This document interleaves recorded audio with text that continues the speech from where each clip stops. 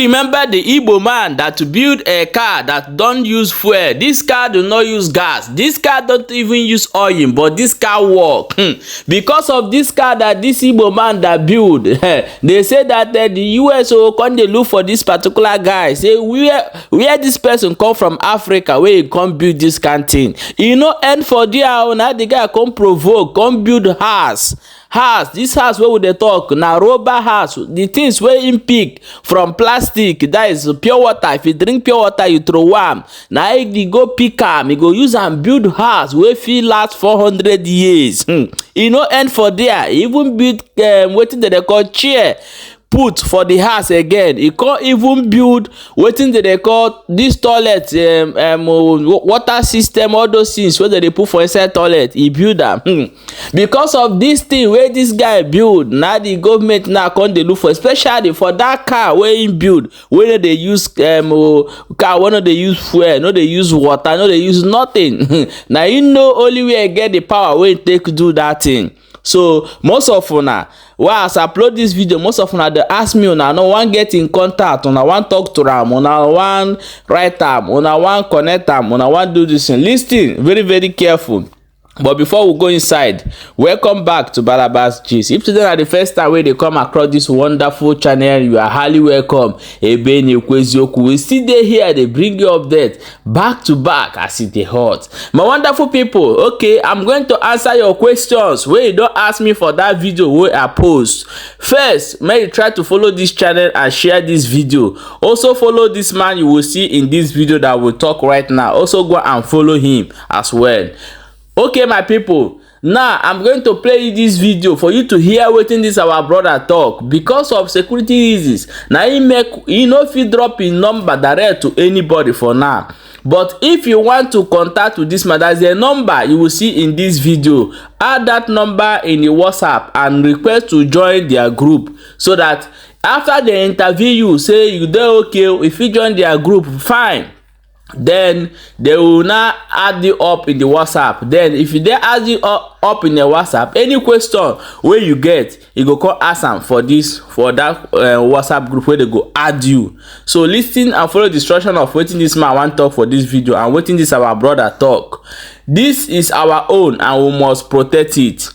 Our own is our own. This thing where this our brother do, he brought a many solution. Because if you watch what is happening these days, if this house will be built in Europe, anytime there is something like earthquake, this earthquake will not affect the house. Watch the video before we come back and we'll continue. So I will not talk too much here. Plastic crash, alone, okay. You know, affordable home is stronger than cement and reliable, you know. Anybody can afford to build a house right now. My own idea, you know.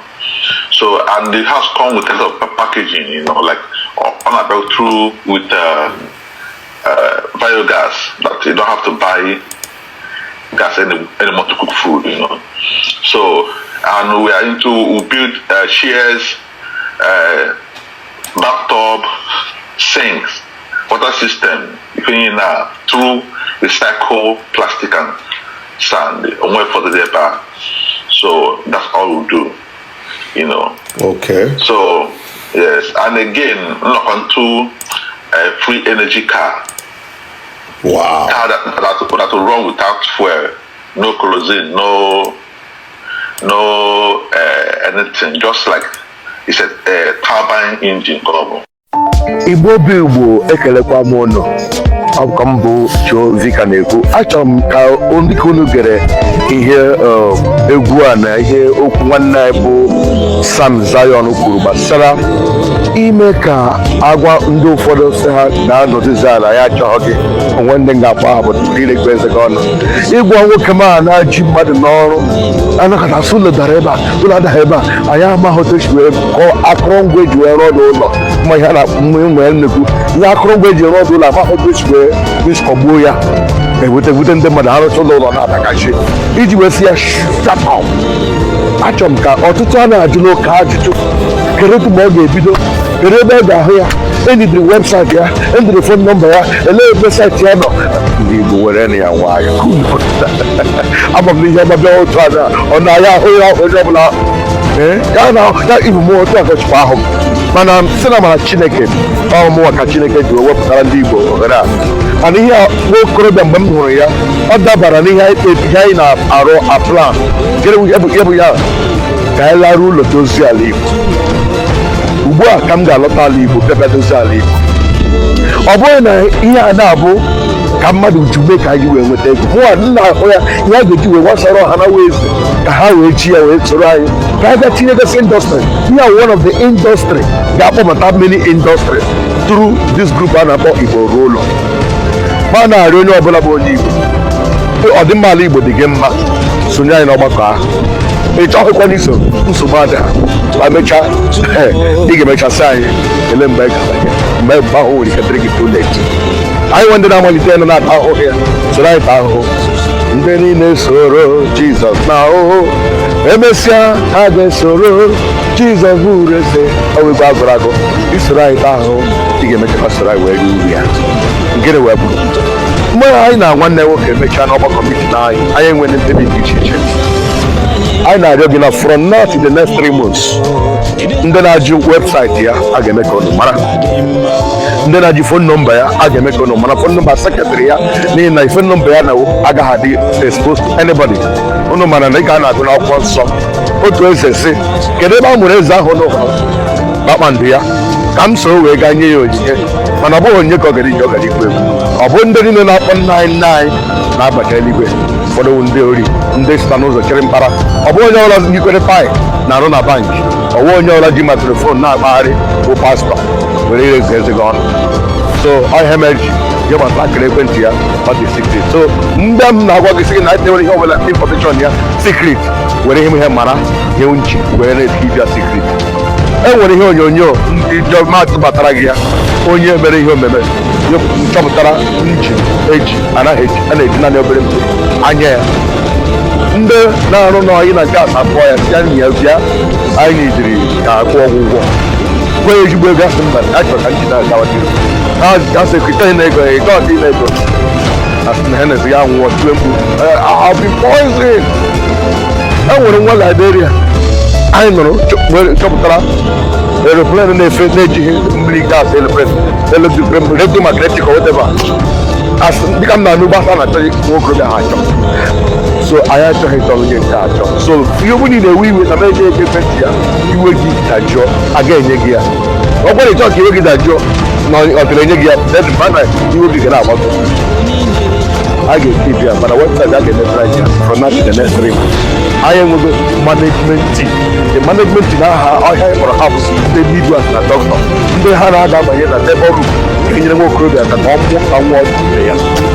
So onye ọbụla aṅụ na ngwọ nke na-abịa kedu nchekwu ya relax ihe ọma na-abịa ihe ọma dịga dị nwaanyị ga-anapụ ya anyị nwere ọkpụkpọ oku n'isi ndị dị aṅụ ndị ha chukwu nwa ha nwoke ga-echilesi aka mmadụ kpọọ m na ha chọrọ 1,000 units of ụlọ ahụ nke nweziri m iwe si m na a ga-enye ya ebe a ga-edowe ya rụọ detain na-ekwe anyị nkwa ego na m nwere na ga-eweta bilion a ga-achịgba gị mụnwa wee preacher of ka Igbo ruo ụlọ ga-abịa nara gị ego kpọrọzie ihe Chineke nyetara anyị were gawa na mba ọzọ.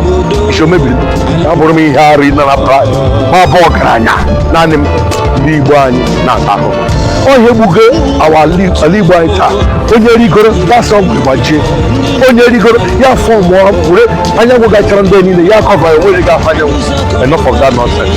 Onye rie ibe ya egbebere okpukpere ka anyị ncha wee wurike ọnwụ na ọkụ gaa round ogbu ala nsogbu ala enweghị nchekwa ala ndị onye ọbụla nweta nke ya ọhịa ji chọọ ka anyị tinye mma mana tama a ga-enwe ndị ga na-atọtụkọrọ anyị azụlepe ụla ndị ga na-eje ebutere anyị ihe ndị ga-anya ụgbọala anyị ndị ga-arụ n'ọfịs ndị ga-eme otu ihe maọbụ nke ọzọ ndị a niile ka a ga-echekọta aka na-enweta ndị ọgaranya. So ọya m chọrọ ịga ka na-ekoro mara relax onye ọbụla aṅụkwala nkwụ ngwọ na-abịa aṅụ na nkwụ na-abịa nke ọ bụ ihe ọpeti nchekwa nwetara ụlọ. Aga m abịa kọzọrọ in detail ka otu esi fọm kọmitii ma mgbe a ga-aga ịzụta equipment a ga-azụ na location of the district mgbe ọ bụla the committee hazicha ede the communique m ga-abịa gụpụtara ụlọ. Biko ọ bụrụ na ị na-ele ha esonye anyị na ọgbakọ abụju Africa TV na YouTube and ugboro ụlọ na Facebook makwa Vikas channel. Biko shike follow anyị na this channel nda mmecha video ndị a na ndị ọzọ ewere ya na-ashan na-eri ego mụwa mere eme onwe ka anyị na shike soro anyị na this channel nke a ka ị ga-enwe first hand information before it get adulterated. So join kwa anyị na Igbo ụlọ development unit ka anyị ike soro ya aka na plan enwere other project anyị nwere cassava processing unit, cassava processing industry get produce 200 bags of cassava in a day. I got the question of China. So when it interested in car, it's more than enough for Kenya in the family. Can I give from work committee? Can we can deliver that project? I will call that company investment in the game. It will make a industrialization of Alib. Alib will move up for Charago.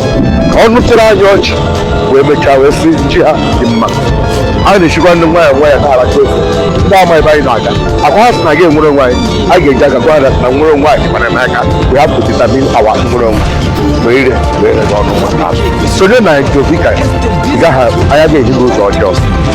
That brought me here to take a for last. Then I try our guy now. How did they go China behind it? We don't get like a ceremony. I got the camera. I want to think I can tell you. I did John double in our job. Because they are the middle of Georgia. I can answer one after the other. You don't take a carol. Iborulo, Edoze Ali. Iborulo, Edoze Ali. Iborulo, Mudo Nehunaga, Ali Bademan. Okay, my people, welcome back. As you don't watch this video, please share. Very, very important. And make sure say you dey follow this page and also subscribe to our YouTube channel. Do not forget to drop your own opinion for inside comment section and let us know the advice and the things wey you get to tell this our brother. For most of una wey don watch the previous video wey we don first do before where they ask this question, so this na the answer and the solution of the your answer of the question wey you don ask us. So try to add that number if you want to join, if you want to partner with this our brother. Follow this that number to the WhatsApp there. That is how you can reach him. Okay, my people, we'll see you for the next update as it is hot.